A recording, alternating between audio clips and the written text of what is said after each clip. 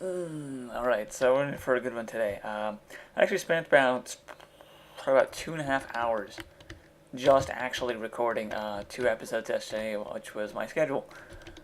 It didn't save. Well, actually, sorry, it did save, but when I processed it, I got rid of all the backup files I had saved. Yeah, they just kind of ripped my soul out once I figured out Windows Movie Maker had decided to do the wonderful thing where it sometimes organizes by date, sometimes it organizes by name, and due to the way that those work, those are actually, I believe, opposing elements with the way I believe my frap states things.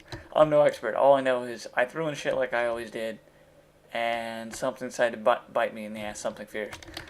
So, we're just going to review weapons today, and we're going to show you what we did to the tank yesterday. I know this sucks ass, but I just don't have the patience to go through this again. I'm already hesitant having set this up.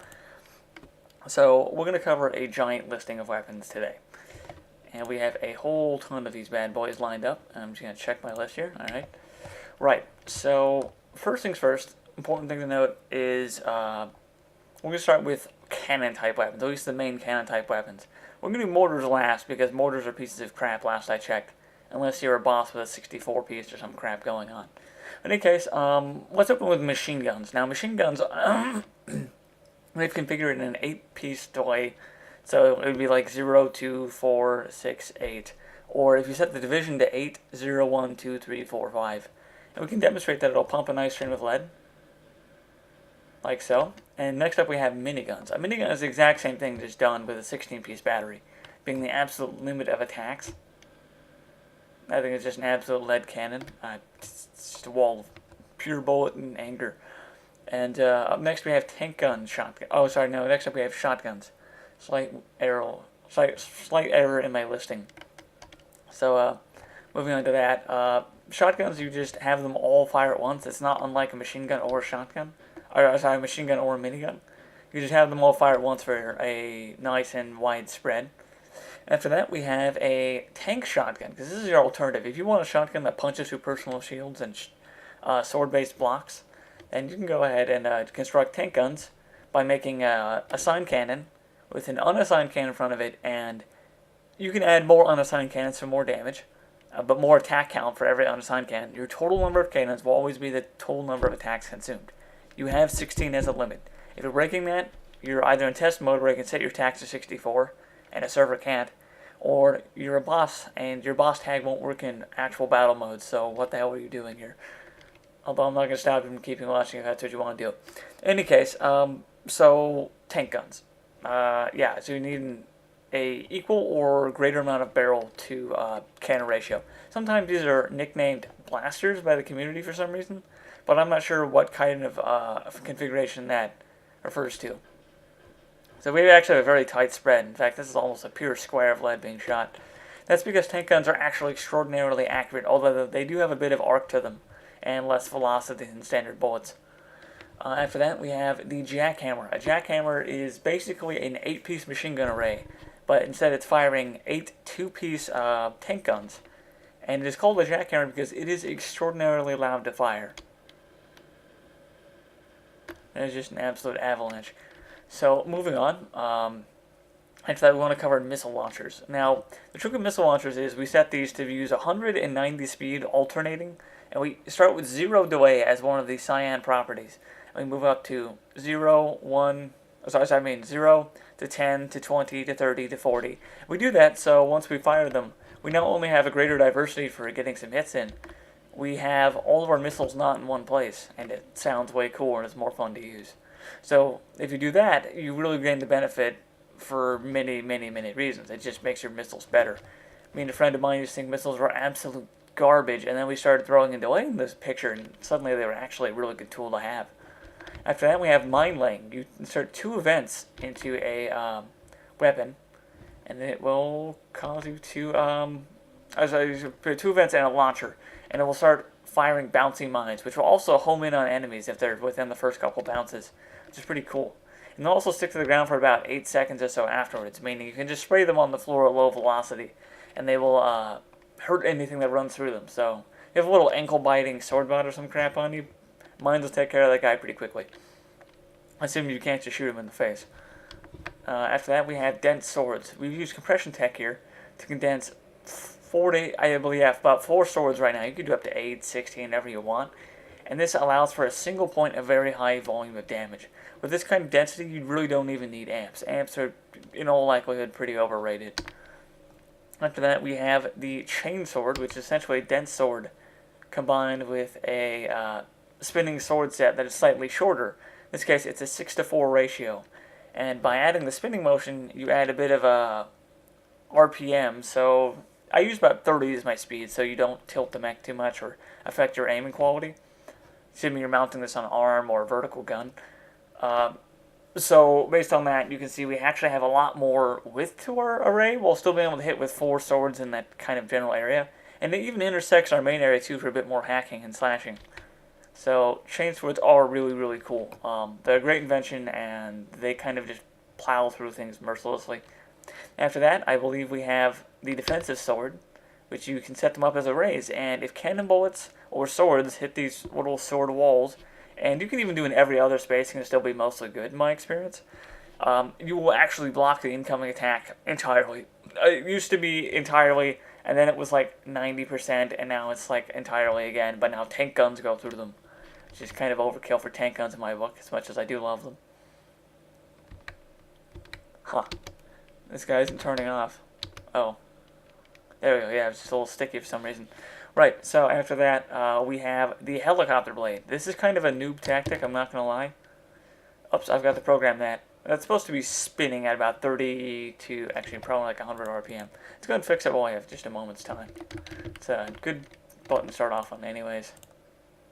Oh yeah, I forgot to set any speed on that. Whoops.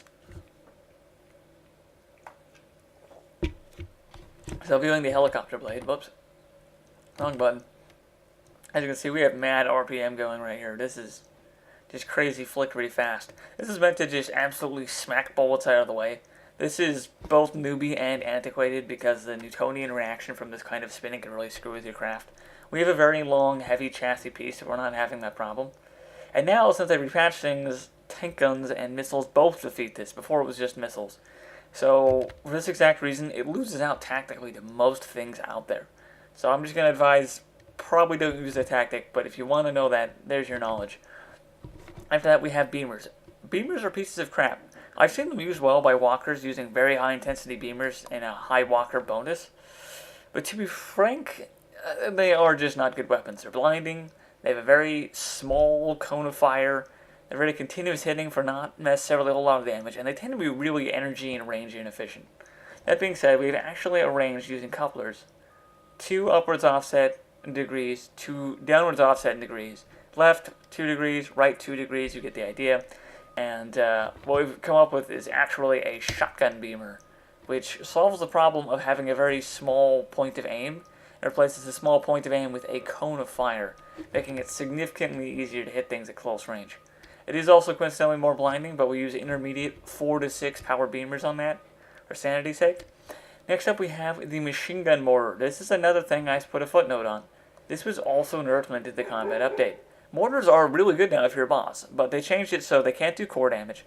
The damage is kind of lackluster, I believe base. It used to be triple, it's probably less than that now. It also means that the energy consumption is down though, and a couple other things. But they also have very high arcs, so they're hard to land properly. And at small arrays, they have very small blast radius now instead of an even blast radius with less damage. So this machine gun mortar, while really fun to look at, isn't anywhere as deadly as it used to be. Back in the day, I'd have a laser-guided artillery pack on my tank, and I would just laze in my height and start bombarding the crap out of a target. It would blow the crap out of anything several times my size usually. It is really good attack, if not energy intensive. And finally, we have the sniper mortar, which is remotely practical, but still pretty awful. I even forgot to cover this one. You can tell we have a really great blast radius actually going off right there. I believe the longer a mortar takes to hit the ground, the more the blast radius becomes. It's not entirely clear on how this works at the moment, but I've arced this about 30 degrees backwards, so you can see it's firing at a pretty good arc, and it's getting more radius than the one I tested yesterday. I think I'd added a footnote. And it's not particularly super consumptive per shot. We're using maybe like 50-ish energy, I don't know. It's hard to tell me, 50 to 100 depending. And yeah, these tend to be a little laggy and a little ineffective. So my advice for now, steer clear of mortars. Maybe one day they'll be good again, because I love mortars. But where they're at right now, I just don't foresee myself ever using them ever again. So, that being said, that covers our weapons in base concept. Oh yeah, and let me clarify something here. The mortars actually need to be like a tank gun, assigned cannon, unassigned cannon, and barrel length less than the number of cannons. Same rule with attack count and everything. Obviously, cannons equals attacks, period, unassigned or not. And, yeah, so this kind of adds the predicament that you can get more range by adding more barrel to a mortar, but to add more barrel without making it stop being a mortar, you have to add more cannon. So mortars can be very, very big once they become any kind of good. Let me just add as a really big footnote here. So moving on from that, let's go look at our tutorial tank, see what we did yesterday. We did quite a lot, and I just want to review this briefly. We did a lot of compressing of weapon tech. This is our yesterday's demo, but we actually compressed weapons over here. What we're looking at is that we've extended the gun. We've made a longer, well actually no, we've got the same length of tank gun. But we integrated the tank gun to a repeating array. So what we're looking at now is actually, this is the MG set. It's I believe a 16-piece minigun? No, this is an 8-piece machine gun. And this is our 3 plug-in cannons at 0 and 8. And the main gun's put at 0. So it goes 0, 0, 8, 8, and it just tonk, tonk, tonk, tonk, tonk, tonk in a little 2-piece rhythm. So based off of that, you can actually rain down fire pretty quickly downrange while still hitting for good damage per spread. And the machine gun is to shoot down missiles. And I believe on top of that, we added some turret armor. We already had a personal shield, I believe. And we added a bayonet, as you can see right here. The bayonet is handy for skewering meleers that try to attack you, or at least your turret. It's worth noting meleers are basic uses against this tank for the most part anyways, due to the heavy steel plating. Unless something's changed or I built the tank wrong. But yeah, the bayonet's good. You know, you get mauled by one of those whale bots you see around servers these days. I don't know, maybe this won't age well. But they do that, and you just flick on your bayonet, they try and chomp down on you, and suddenly the roof of the mouth has hit your sword before their sword could hit you, and they've blown off their top jaw all of a sudden. So things like that really make a bayonet worthwhile, even if you don't want to melee, even if you don't want to be serious. If you just mount a bayonet, you can deflect or counter melee attack without even particularly trying, and just kind of skewering oncoming enemies, not unlike a pike. So based off of that, you really do get a nice tactical sense of just encompassing what the hell you're trying to do without being interrupted by swords. So, right, that covers our main tactic right there. We added a missile launcher that aims up and down independently. You can't see it from here, but you can see it here. And this engages only about plus 5 degrees, 70 spring, 90 delay to stop. So that way you fire your entire volley and then it clicks back in place. And then we have our anti-air setup, as we mentioned, 0, 10, 20, etc. All things between 100 and 90. And yeah, the way we have this rigged right now is actually really, really good, because we have what we call the Magic 5. And the Magic 5 encompasses that there are 5 weapons you should carry to be fully ready for any fight and anything you could run into. A tank gun, so you can punch through personal shields and swords. A MG array, so you can shoot down oncoming missiles. A sword, so you can potentially absorb fire, but chances are just parry incoming melee, if not deal melee yourself in emergencies. Personal shield, so you can stop beamer and cannon fire in its tracks. And a missile launcher, so you can shoot down things in the air or break through sword-based blocks. And between all 5 of these weapons, you're basically ready for damn near anything, if not actually. And that about covers what we want to cover for today. I'm probably going to have a very slowed schedule and work on this series, which sucks because I really wanted to rush through this thing and get it all done so I could do other things with my life. But, biting me in the ass, dumping fierce, to be perfectly honest. So, until next time, WCCC, signing out.